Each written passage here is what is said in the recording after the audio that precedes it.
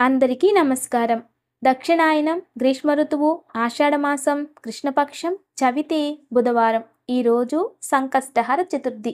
ఈరోజు ఉదయాన్నే అందరూ లేచి తలస్నానం చేసుకుని గణపతికి ఆరాధన చేసి యాలకులతో తయారు చేసిన మాలని అలంకరించి గణపతి రుణ విమోచక స్తోత్రం చదువుకోవాలి.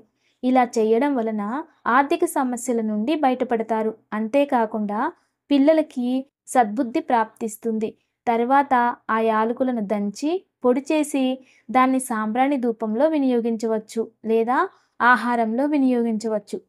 ఇక ఈరోజు మంత్రబలంలో భాగంగా అందరూ కూడా ఓం శ్రీ గణేశాయ నమః, ఓం శ్రీ గణేశాయ నమః, ఓం శ్రీ గణేశాయ నమః అనే నామాన్ని జపించాలి.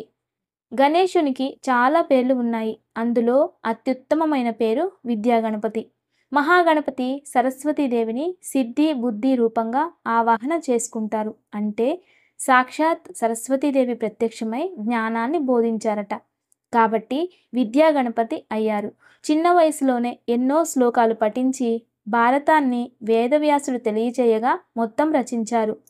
అందుకే విద్యాగణపతి అనే పేరు వచ్చింది. అదేవిధంగా గజానన అనే పేరు మూషిక వాహన గజానన అని ఇలా ఒక్కొక్క రాక్షసుడికి బుద్ధి చెప్పినప్పుడు ఒక్కొక్కరి ద్వారా ఒక్కొక్క నామం అనేది వచ్చింది. అయితే గణపతికి విశేషమైన 8 నామాలు ఉన్నాయి. అందులో గజానన అనేది ఒకటి.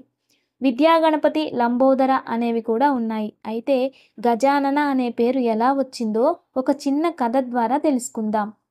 ఒకసారి కుబేరుడు తన రాజ్యంలో దేవతలందరికీ కూడా ప్రియమైన ఆహారాన్ని వడ్డించి నేను గొప్పవాడిని అనిపించుకోవాలని ఒక విందుని ఏర్పాటు చేస్తారు.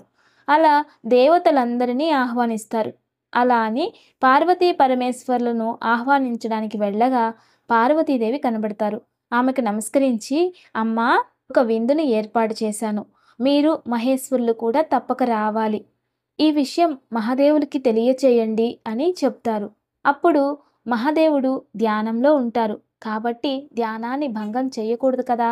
అందుకే అమ్మవారితో చెప్పి వెళ్ళిపోతారు. అయితే పరమేశ్వర్లు ఇంకా ధ్యానంలోనే ఉంటారు. అయ్యో, పరమేశ్వర్లు ఇంకా ధ్యానంలోనే ఉన్నారే, నేను ఒంటరిగా వెళ్ళలేను కదా అనుకుంటారు పార్వతీమాత.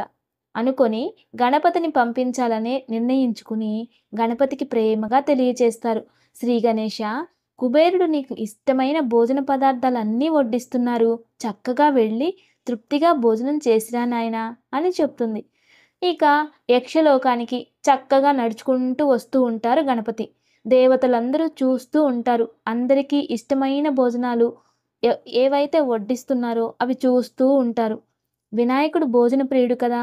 చక్కగా వినాయకుడు రాగానే ఆహ్వానించి, రావయ్యా శ్రీ గణేశ, మీకు ఇష్టమైన ఆహారం ఏమిటో చెప్పండి, తృప్తిగా భోజనం చేయండి, ఎంత కావాలో తినండి అనగానే గణపతి, ఏంటి ఇలా అంటున్నారు, ఇంత అహంకారమా అనుకుంటూ, సరే నాకు భోజనం వడ్డించండి అంటారు. సరే అని మొదట మోదకాలు వడ్డిస్తారు, అవి అయిపోతాయి. తర్వాత పాయసం వడ్డిస్తారు, అది అయిపోతుంది. తర్వాత బొబ్బట్లు వడ్డిస్తారు, అవి కూడా అయిపోతాయి. ఇలా పెట్టినవన్నీ అయిపోతాయి. అక్కడున్న పాత్రలన్నీ కూడా ఖాళీ అయిపోతాయి.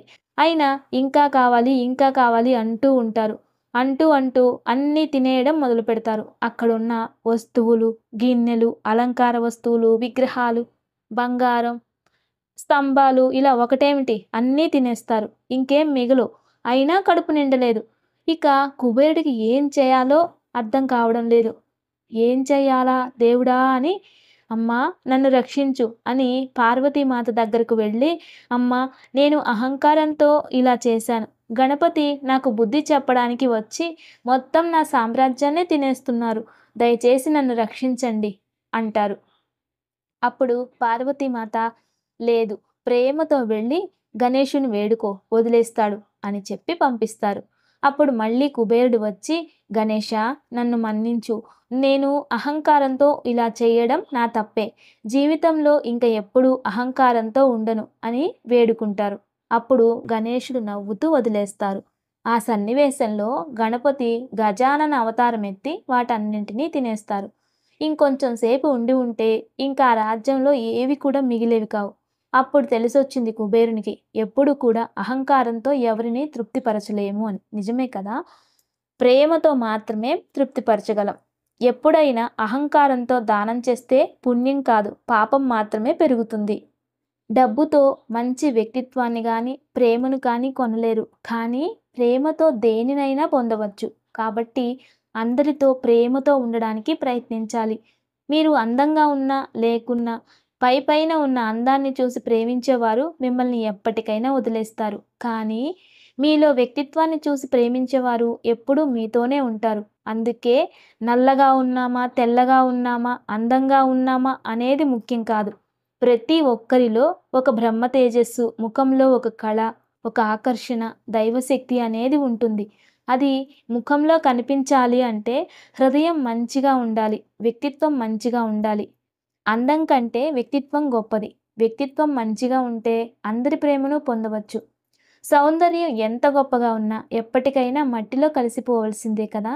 అందుకే వ్యక్తిత్వం గొప్పగా, అందంగా ఉండేలా చూసుకోవాలి. ఇదే ఈరోజు మంచి మాట. ఇక మన సంప్రదాయం. ఎవరికైతే సాయంత్రం సూర్యకిరణాలు శరీరం పైన పడుతూ ఉంటాయో, ఎవరికైతే సూర్యోదయ కిరణాలు తమ శరీరానికి తాకుతూ ఉంటాయో, వాళ్ళు సౌందర్యాన్ని పొందుతారని శాస్త్రం చెబుతుందట. ఎందుకిలా చెబుతుంది అంటే, ఎవరైతే సూర్యోదయ, సూర్యాస్తమయ సమయంలో శరీరానికి సూర్యకిరణాలు పడుతూ ఉంటాయో, అతడిలో బ్రహ్మజ్ఞానం ప్రాప్తిస్తుందట. అందుకే ఈ సమయంలో వాకింగ్ చేయడం, సముద్ర తీరాలలో ఉండడం, సంధ్యావందనాలు చేయడం ఇటువంటివి చేయాలి. దీని వలన విటమిన్ డి అందుతుంది. శరీరంలో అద్భుతమైన శక్తి వస్తుంది. మెమరీ పెరుగుతుంది. ప్రశాంతంగా ఉంటారు. ఆరోగ్యం ప్రాప్తిస్తుంది. సూర్యకిరణాల వలన శరీర ఛాయ కూడా మారుతుందట. ఇంకా జ్ఞానం కూడా ప్రాప్తిస్తుంది. ఇక ఈరోజు దివ్య పూజ. రేపు చతుర్థి ఉపరి పంచమి గురువారం. చాలా విశేషమైన రోజు. రేపు ఉదయం లోపు 2 మేడి ఆకులు తెచ్చుకొని లక్ష్మీదేవి ముందు పెట్టి, దానిపై మట్టి ప్రమిదలు పెట్టి నెయ్యితో దీపం వెలిగించాలి. ఏదైనా తియ్యని ప్రసాదం అమ్మవారికి నైవేద్యంగా సమర్పించాలి. బెల్లమైనా సరిపోతుంది. ఆ తర్వాత అష్టలక్ష్మి స్తోత్రాన్ని పారాయణ చేసుకోవాలి. ఇలా చేయడం వలన ఇంట్లో దారిద్ర్యం తొలగిపోతుంది. గురు అనుగ్రహం కలుగుతుంది. వృధా ఖర్చులు తగ్గుతాయి. లక్ష్మీ కటాక్షం ప్రాప్తిస్తుంది. ఇక దీపాలు కొండెక్కాక ఆకులు ఎండబెట్టి పొడి చేసి దాన్ని సాంబ్రాణి ధూపంలో కలిపేయాలి. ఇక ఈరోజు దివ్యమైన యోగక్షేమం.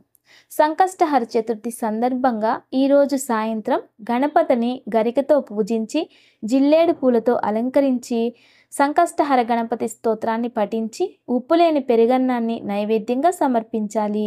ఇలా ఆచరించడం వలన పిల్లలకు విద్యలో ఆటంకాలు దూరమవుతాయి. పెద్దవారికి సంకటాల నుండి విముక్తి కలుగుతుంది. నమస్తే. Thanks for watching.